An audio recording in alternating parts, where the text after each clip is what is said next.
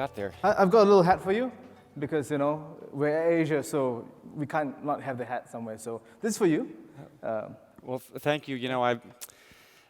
It's really not appropriate for me to wear this on stage, right? Because I have to be a neutral, That's true. independent. That's true, yeah. However, I'm willing to do a deal with you. Sure. So always good for deals. we've got this. Let's see. So if you're willing to put this on stage. On stage. I will wear the AirAsia cap. Okay. Who wants to, I don't know if that's a good idea. Who wants to see Aaron change his shirt on stage? Yeah. I'll hold on to that, and you can hold on to the hat over there. All right, fair enough. Fair enough. Okay. They don't want to see me change on stage, man. We've got to keep things lively and new. We always got to do something new here at Arival. Okay, so I want to get a sense of the history first. So I actually heard about you before AirAsia was ever involved, and it was a little company called Touristly. Yeah. And this was, 5 or 6 years ago? It's about 4 years ago. 4 years ago. Okay, so you had this idea that you were going to help travelers create itineraries in destination. Didn't quite work out the way you planned. Well, the story didn't happen the way we envisioned it when we started. But when we started, we thought of, because I come from the daily deals business, so like an e-commerce kind of play, and we actually thought of what if we could build kind of like a Groupon for travel, right? And focusing on the best part of travel, which is ongoing activities. And we thought, why don't we take a spin on it? Because we had heard about Vieta, and we were really inspired by their story. But we thought, let's try to do something different and have the idea of building a trip planner that you could book. So you could become your own travel agency, as it were. And so we launched the first version of that. Traction was pretty good. We were quite happy with the performance. But what happened was within a year of launching, we already were talking to AirAsia about this ability to acquire the company. So we never really got to fully flesh out the roadmap as we wanted it, yeah. So, as we've already talked about, there are tons and tons of startups, right, in this space. So obviously you guys are based in KL, that's where AirAsia is, but what did they, why were they interested in you guys in particular? What did you bring to the table? So when we met them, I actually met Tony within 3 months of us launching. And we met Tony through an incubator program that Tony and his partner Kamarudin had launched called Tune Labs. We said, hey, you know what? We've got this platform.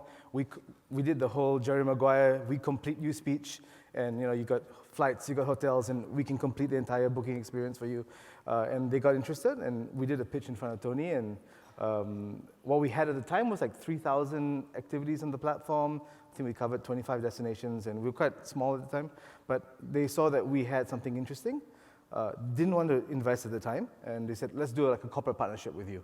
And so we started with just a corporate tie-up, where we basically rebranded the site, did a white label for them, and that went pretty well, and they saw that there was results from that business, and said, and that's 6 months later, they said, let's buy the company. And so it started as Touristly, then you kind of rebranded to Vidi. Yeah. But now it's really AirAsia. Pretty much, yeah. Yeah. So, okay. So Vidi and Touristly are... Yeah, I mean, the story is, as a group, we've always had different brands. So we've had Tune Talk, Tune Hotels, we've had Rocky, AirAsia Go, and these various supplementary brands. And the idea was we could monetize in the database and grow a brand. But we've realized that, what's really valuable to customers is the experience. And it's kind of jarring to, hey, here's a new brand, different color now, it's not red, it's purple now, that kind of thing. And so we felt that there would be great value in just having one consistent customer experience. We tried this in April. We flipped the Vidi brand out, did full AirAsia branding, and sales went out 500%.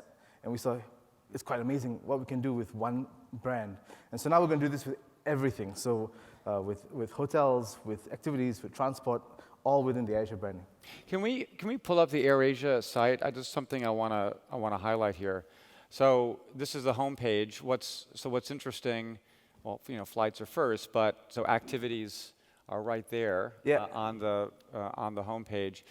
So that's it's pretty ambitious. I mean, I've been covering the travel industry for more than 2 decades.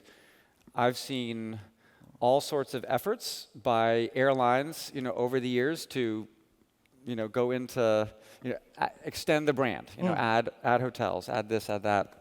I believe AirAsia has been doing this as well, over over several years, and not all of those initiatives have worked out perhaps as the company had hoped. What's different now, and why this big push into activities? So I think that I guess specific to AirAsia.com first as a business, the difference is in the past we viewed the website as a point of sale for the airline, and then we'll monetize the point of sale based on other stuff we have. The difference between that and what we're doing now is AirAsia.com is now going to be its independent, like a separate entity. It's going to be a .com play, as it were. Looking at ourselves very much as an OTA business, as a lifestyle business, pushing other forms of content, and we happen to sell the flights from the airline. Look, how are you guys going to compete with the likes of Klook with 500 million in the bank? How are you going to compete with Booking Holdings, which by market capitalization, it is the largest travel company in the world? I mean, and Expedia is not exactly a tier 2 player. I mean, and TripAdvisor as well. Like, how are you going to? What's the secret sauce that is going to make you a player in this space? I think we've got a couple of things going for us, which are quite positive. So, firstly, we really see the value in the database we have. This year we'll fly 100 million people, and we've flown more than 500 million people so far.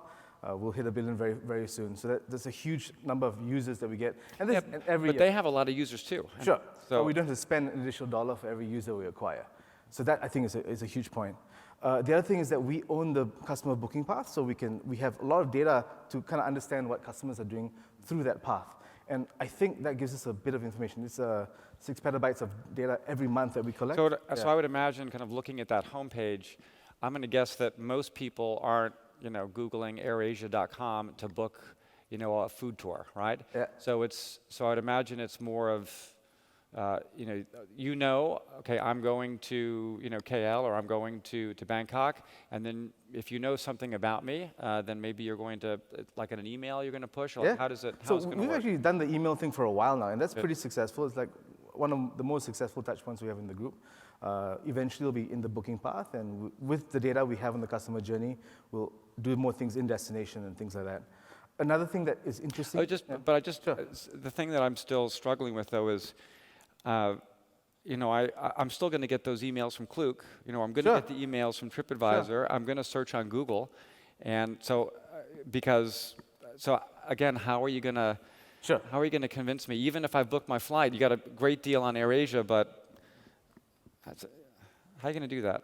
I mean, I do see that one way to look at it is, okay, how do we compete with these guys, and how do we, be aggressive as a competitor? And I do think as I mentioned, we've got all these things, and the customers are in the path, and I do think we also have unique customers. Yesterday I was talking to the guy, Jake from Grasshopper Tours, right? And he was saying that there are a whole bunch of travelers, and he was in a taxi. He was telling a story about how the taxi driver said, I never used to travel before, but before AirAsia, now I can travel. And there's a whole segment of users that don't travel like national carriers. These guys only do budget carriers, and AirAsia is probably the one that they'll choose to fly within this part of the world. So I would argue that there's a whole class of traveler that is at us for us to acquire. And if we were to just focus on those travelers, huge opportunity there. And even from the merchant standpoint, I was talking to Chris Burt, who does a biking tour company in Hua Hin, and we just opened Hua Hin last year. And the amount of interest we get from Hua Hin, because suddenly there's a whole influx of travelers, that's pretty interesting as well. Also from the user standpoint, I was going to say just now that we've also got the loyalty program, which I think is something a little bit underrated within the ecosystem. We've rolled this out within the activities platform, and you'll soon see it with the hotel platform and all the other platforms as well. You can now earn points on your flight and burn it on the trip. And that's something that nobody really has, a full ecosystem with the points you can use around the network. And that's something we're going to do. You'll see it with lifestyle, you'll see it with the hotel deals and the packages, and this will be quite interesting for us. Douglas, we have a question from the audience here. Hey, Aaron, Kevin Liu, ResD. I have a question around AirAsia Go and also AirAsia.com. I believe AirAsia Go has some involvement from Expedia, so I'm just curious to see the difference between the two brands and now with AirAsia.com. Sure. What I can say, I can't speak too much to what's happening there, but what I can say is what's already publicly available. The relationship between us and Expedia, we've divested from that partnership, And so eventually we will run our own hotels platform independent of Expedia, which may or may not be called AirAsia Go. Right now we're leaning to just calling it all AirAsia, or AirAsia Hotels. Yeah. How many destinations are you in with activities? With activities, we're at 84. And how much supply? We've got about 15,000 deals. What kind of, what are you looking for in particular? In other words, if I'm an operator or an attraction, how do I know that AirAsia is the right partner for me? What is it about the customers, or is it so broad based that you're just looking to kind of fill the whole pipeline? Yeah, I think what we can give to these customers is the ability to target travelers in a very specific way. For example, we've got a flight from Bali to Osaka, and vice versa, right? And so we can help a provider in Bali target Japanese tourists very specifically because we've got a flight that flies there. So that's something that I think providers can work with us on. And also just to work within the network, right? With the loyalty program and with our Big Pay, which is our fintech play, for those who do delivery of product. We've got Teleport, which is our logistics play. So we've got a suite of solutions that will help a lot of these partners work with us beyond just the transactional, hey, give me a great deal and we'll sell it for you. So what about the economics in the marketplace? There's been a lot of talk about this over the last day. I mean, a lot of concern about discounting in the marketplace, and AirAsia is, I mean, it's kind of known as an economy brand, right? It's a low-cost carrier. Yeah, low-cost carrier. So how are you, working with suppliers, and what's your take on the whole, all of this pricing pressure that's in the marketplace? Yeah, I mean, the struggle is real, and we do feel the pressure to kind of have really competitive pricing. So that's something that we always work on in having the best prices possible. And that's why we're working with some of the people in the room to see how we can really provide the right kind of product, the best quality product to the customer. But I think the secret in it is beyond that.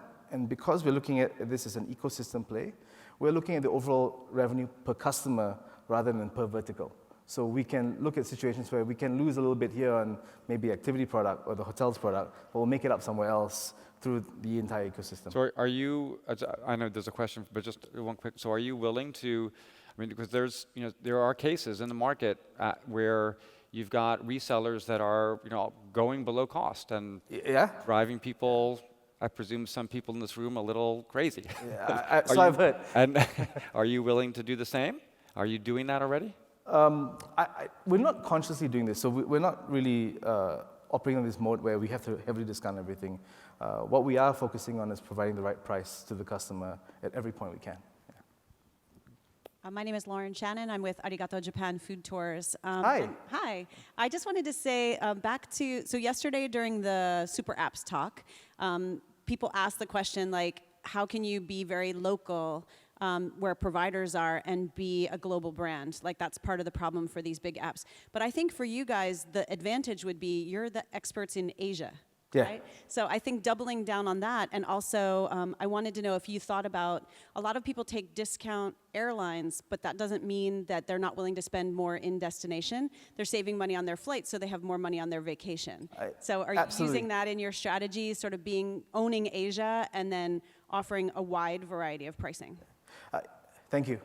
I think that's absolutely correct. I mean, it's in the name that we're AirAsia, so we think we're going to focus very much on Asia as our playground. Don't really see us going very far beyond it for now. And we really see ourselves as destination experts who can provide this value to customers because we understand the market a little bit better. And your insight about people willing to spend on the trip is absolutely true. People are using the flight component as just a utility to get me from point A to point B, and they're there for the holiday. So they're booking 4- and 5-star hotels, and they're really spending on the activity because the idea is that I want to have the best holiday possible. The flight's not so essential for me to travel in luxury. I can just get there and enjoy myself. We just have just a few seconds left, but just really kind of nuts and bolts questions. So if I'm an operator, can I work with you directly? Do you work with B2B partners? Should I be speaking to be my guest, or to you directly, or to some other player? What's the path to working with AirAsia? Yeah, so traditionally we've had a combination. before this, we had direct sourcing that we did ourselves. We had a team that did it. We also worked with some B2B players as well. We are exploring with some of the B2B players in the room of how we can work with them. So I would just invite you guys at this stage, because it's still pretty much early days for us as AirAsia.com as a platform. Let's start a conversation, and then we'll see how we can move this forward. Last question, your biggest kind of competitive, concern? Like, there's one company or kind of one group of companies in the marketplace that you kind of worry about the most, or watch the most? I think the biggest fear that we have is from somebody who's not there yet. I know somebody said this yesterday as well, but I think that's really true, because I think the ones that are already in the market, we kind of already know the space they're playing in. And in our case, we worry about the big alphabets deciding to come into the same space and thanks, and playing in the same space with us, yeah. Awesome. Ladies and gentlemen, Aaron Sarma, thank you. Thank you. Thank you. You're welcome to right here.